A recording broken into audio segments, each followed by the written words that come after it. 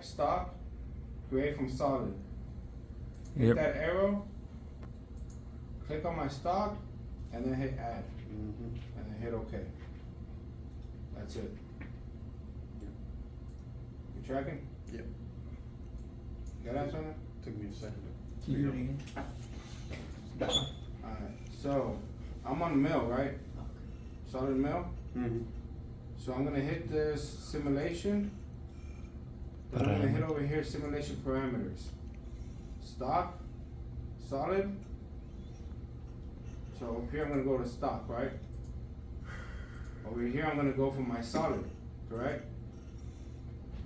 Select my feature. And then I'm gonna, when that hits, I can click it, right? Is that the one I want? Yes. And then hit add, right? And then just hit OK. And your stock should be right there. Go to setup. Common machining. Under here, under assembly, we're gonna go to table, axes. So just scroll down here, click A. Well, I already made mine, so it doesn't come out. But the new axis will come out, so let's just try B. Highlight axes, so come over here. I already had A on mine, right? So you will just hit new axis. Make sure rotary is on type. And all you have to do is make one. A, rotary. That's it. We don't need a B. No, because what we're gonna be doing is just like on the lathe, right? So it's just gonna be, you'll be able to rotate over here.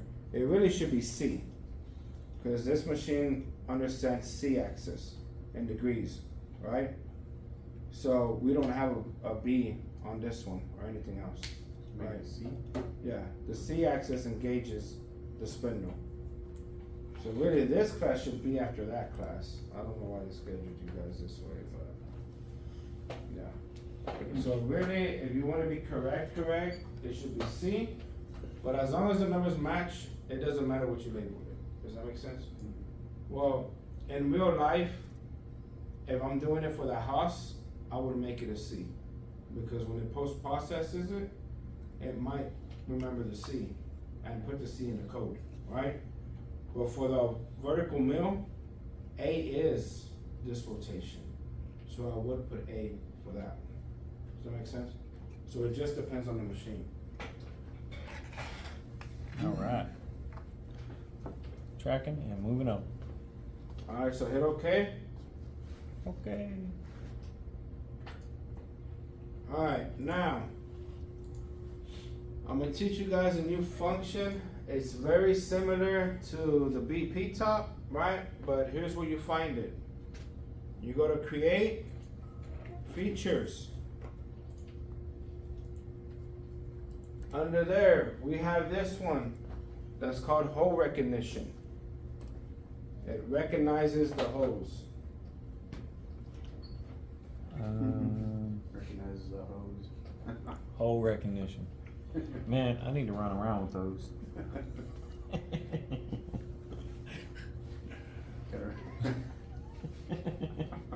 I didn't want to say that, but that's what it does. Alright? I know her.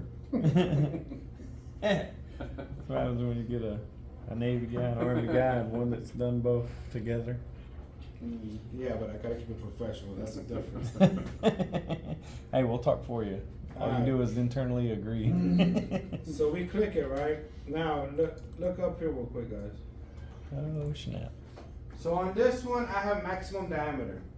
So the way that hole recognition does is when we click on a feature, it's gonna recognize the sizes of the holes that we have, right? Because 9 times out of 10, if you're working for a company and the engineers are making holes on a feature, they're gonna try to group as many together as they can without it affecting the functionality of the part, right? So if we have a bunch of holes that are 250 thousandths, this is gonna recognize every hole that's 250 thousandths, right? If we have one that, like for example, ours are 1 inch. So did you guys light up 1 inch automatically? Yeah. All right. On max D. Now, here's another way to do it, guys. Let's say I had multiple holes on this part, right? Damn it, such a If I have multiple holes on here, right? We must have had a problem. I would click on sub elements and hide because I want to click just one of these, correct? So sub elements and hide, right? I would zoom in and I would pick the holes that I want. So obviously I picked that one, so that 1 inch diameter is already 1 inch. But let's say it was 0, right?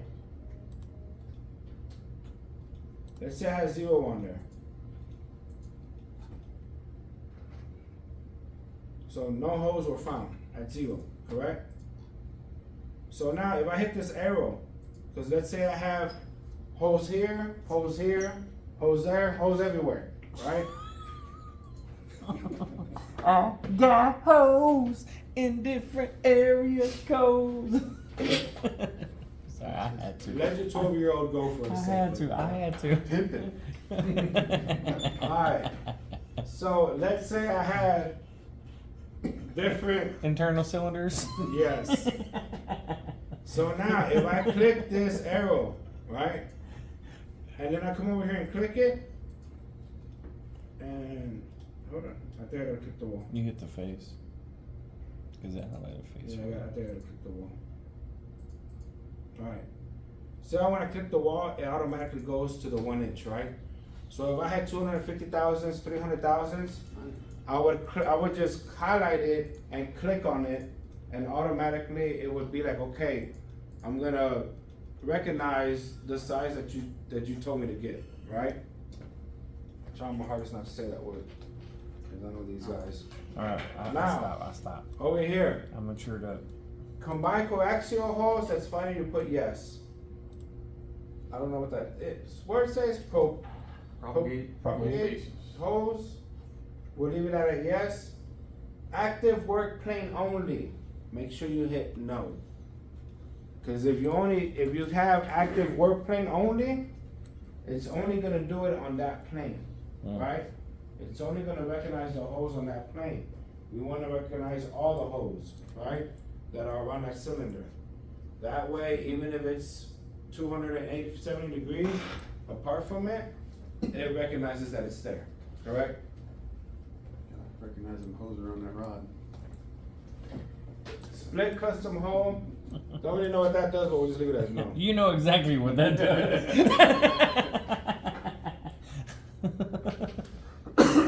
Alright, now this is big, guys. Under options, make sure you click that box that says I don't see this to option. group the holes together. You want them to be grouped.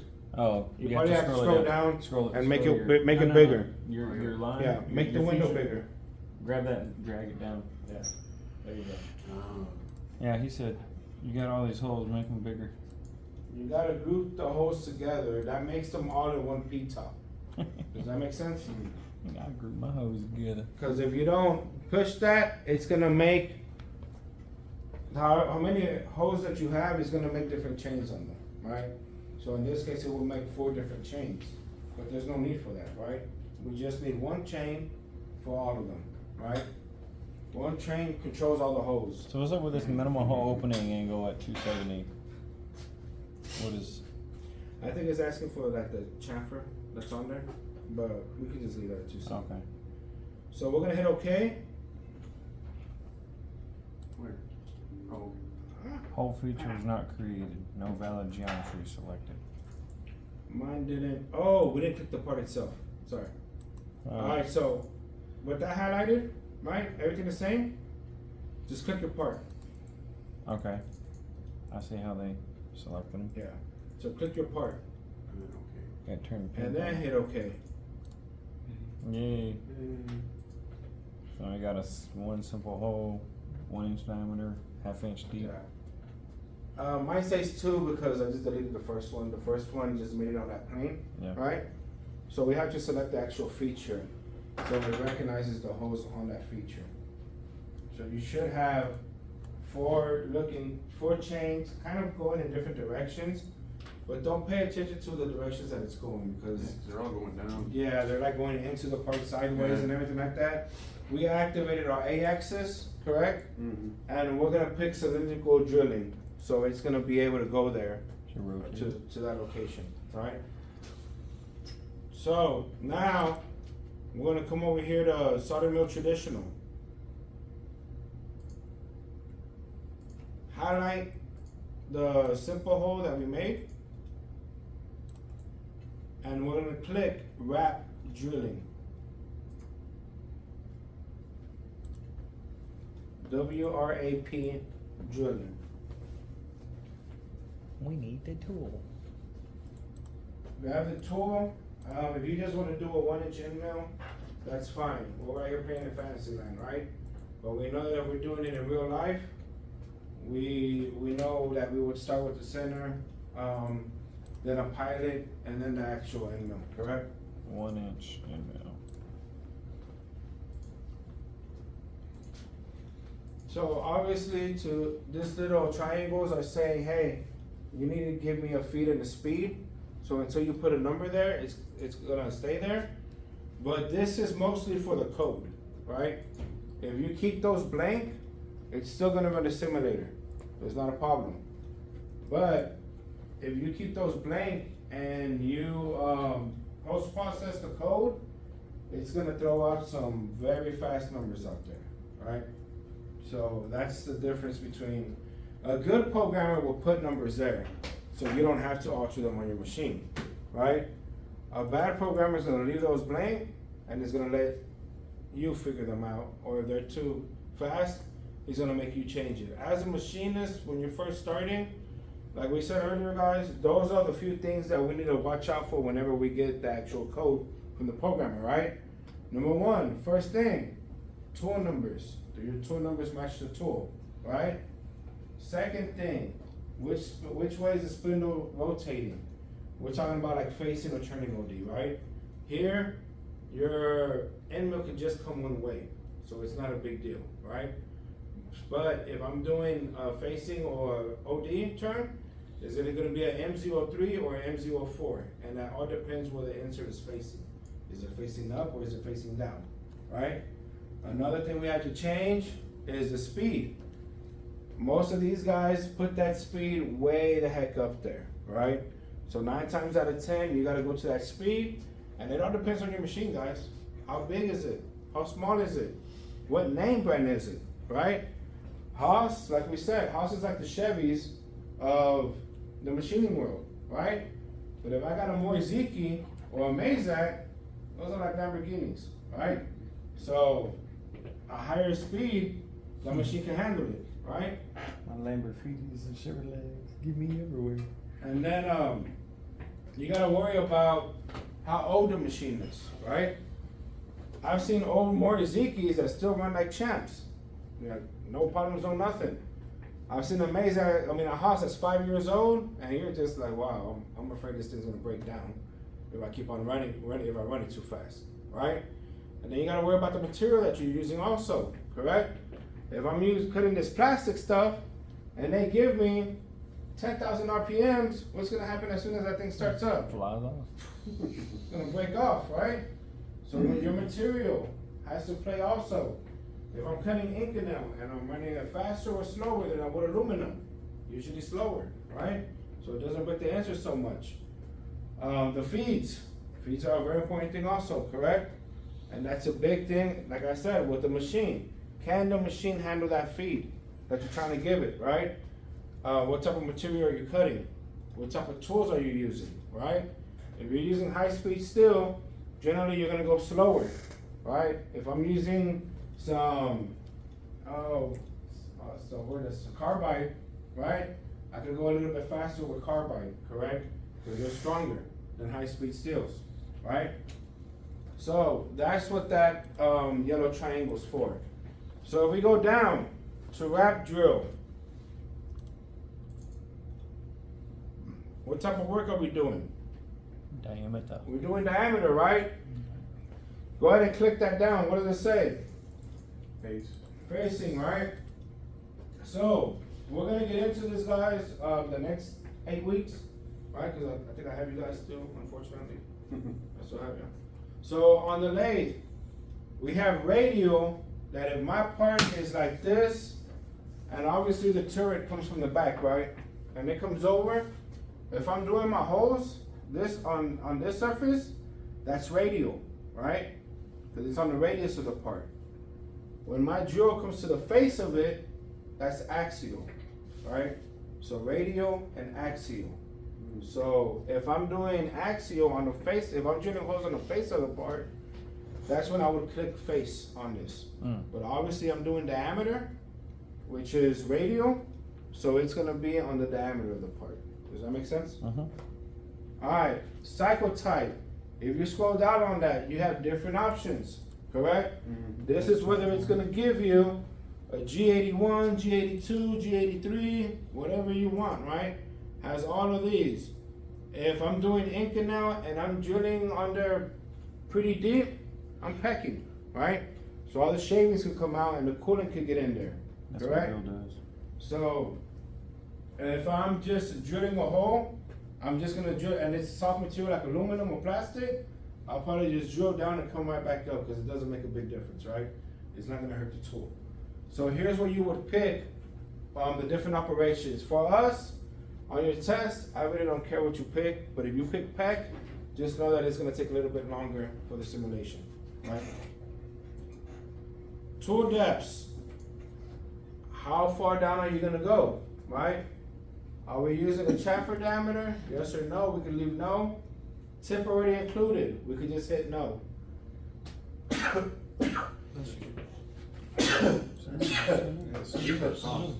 Salud. I'm allergic to you guys. He's allergic to us. So just understand right here on the tip. So if I hit no, that means that it's not compensating for the tip of it, right? So if I just go 0.5 and that's where I want to be at 0.5, it's not going to go all the way down to it, correct? But if I put tip included yes, it's going to go down to exactly what I put it to 0.5. So since I'm using an end mill, I could hit no because it's just going to go down to that level. Just a tip. Yeah. Does that make sense though? Mm-hmm. And there's formulas to come up with this, guys. 9 times out of 10, if I'm doing this in real life, right, I run it a little bit more above the first hole, right? I raise that hole up about 50 thousandths. Raise that hole up. And then I run it, and then I measure it with either a depth gauge or my mics, right, or my calipers. Measure it, and if whatever I need to go down more, I just compensate with that. And then I just change the other ones so it goes to that depth exactly. So like what you're talking about is if you're using the drill bit first before you use the end mill to clean it up, you'd have the tip included because you just want to reach that depth. Yeah. And then you just take the end mill and finish it off. Yeah. So, But you get and those like I little said, channels, and you can do it the other way too. Yeah, if you're using just end mill, then you No, like if you have a drill, you can mathematically get that angle point on it. I think for 118 degree, you multiply the diameter of the drill times 0.3, and that gives you how much more you need to go. So if you actually want to go 0.5, because 9 times out of 10 when you're drilling, they don't care about where the point reaches. They're worried about the walls, right? So the walls of the hole that you drilled, that's what actually matters. The point doesn't matter, right? So if my point is only going to go to 0.5, how much more do I got to go so that the shoulder reaches that depth, right? So there's trick sheets, formulas out there and everything like that, but I think I remember 118, you got to multiply the diameter. So let's say it's a 0.5 drill, 0.5 times 0.3, and whatever you get, you add that to the 0.5. Yeah, because your depth is going to be different on the edges. Yeah. 0.5. Yeah. It'll be shorter. Yeah, and usually like I said, the size is what matters. Yeah. It's not the point of the drill. It's the shoulder that actually matters on how much you drill down to. Right? talking about hose, now we're talking about their sides. So then we got full clearance, clearance. So if we start hitting this, or when it rotates, if we get that red come out, we know that it's gonna be under here on clearances, right? Might as well change it now.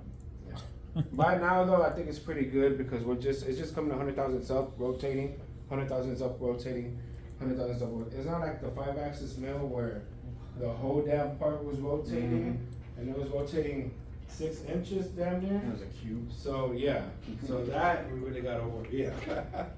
Instead of. Yeah. And I mean, once you actually get good at it and you practice it and you do it, and a lot of times, you're gonna figure out, and that you're on that machine, your mind is just gonna register the tool length and how much clearance you need, and you're gonna automatically be filling that stuff in. Does that make sense? Look at Cub over there. He's like, nah, bro. Nah. All right. Machine functions, CAG cycle. So obviously, right there it's yes or no, right? So if I'm pecking, if I don't tell it, hey, I want that CAG cycle on the G83, it'll still peck. But guess how long your code's gonna be? 12 times longer. Because it's gonna say, hey, from here, peck down 200 thousandths, then raise up, then peck down, then raise up, then peck down. Then for each hole, it's gonna have all that information. Instead of just having the G83 there and having it there, it's gonna have the whole information on it. Does that make sense? All right, hit OK. Now we're gonna go to the simulator.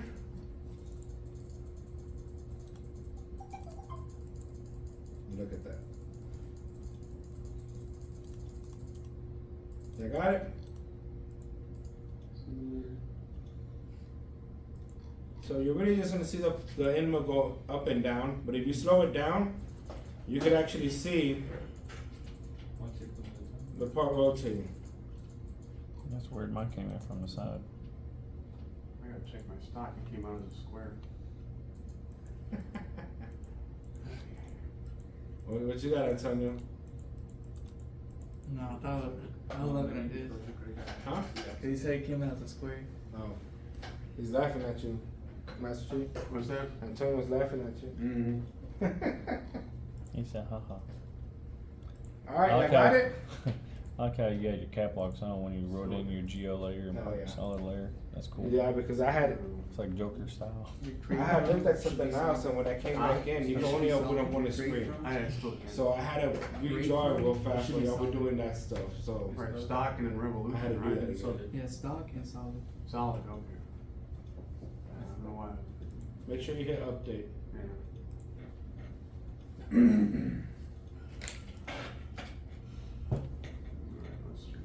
All right, so even though, guys, this was a quick little step, right, to make the holes, guess what? File, new, and do it all over again by yourselves. Don't do anything. There's gonna be one little thing you miss, and it's not gonna come out.